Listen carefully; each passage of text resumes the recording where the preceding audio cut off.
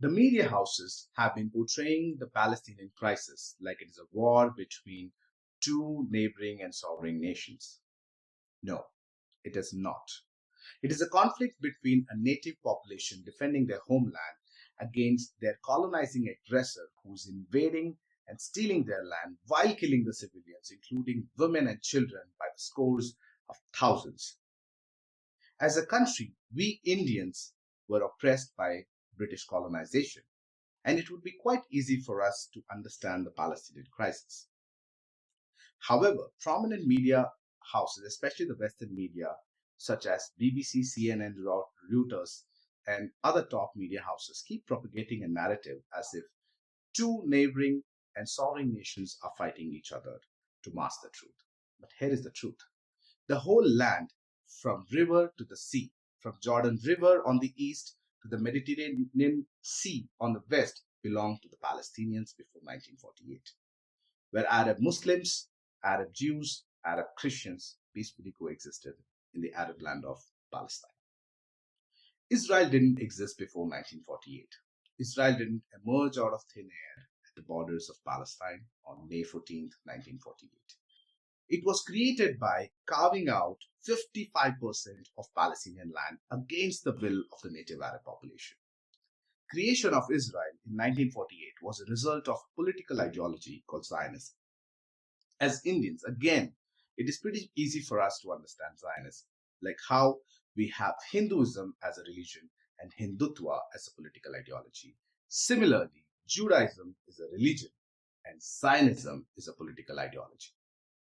Both Hindutva and Zionism political ideologies have a lot of similarities. Both claim that one particular community is God chosen to portray themselves as superior beings. Zionism says God promised them one particular piece of land. That's their only piece of argument, based on a mythological character from a mythological book. In both cases, religion is weaponized and used as a political tool in the ideologies of Zionism and Hindutva.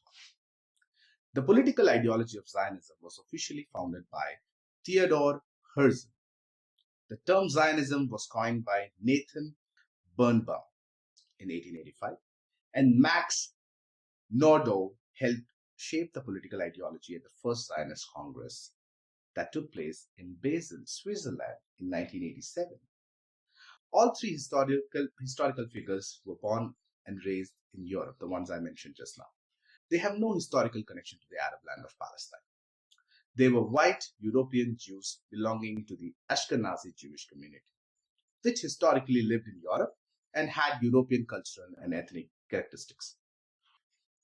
They were not from Middle Eastern or North African Jewish communities, which are often referred to as Mizrahi and Sephardi Jews, certainly not Arab Jews by origin. Religion does not create connection to the land. Palestinians have connection to the land because they are ethnically Arabs, which includes Arab Jews of Palestine. If you still have any doubts, look at the skin pigmentation. Anthropological and genetic studies suggest that such pigmentation changes in human populations can take place over approximately 20,000 to 50,000 years, depending on migratory history and environmental context. White European Jews have no ethnic connection to the Arab land of Palestine. These white European men formed a political ideology to steal a piece of land from native Arabs in the name of their religion based on a mythological book.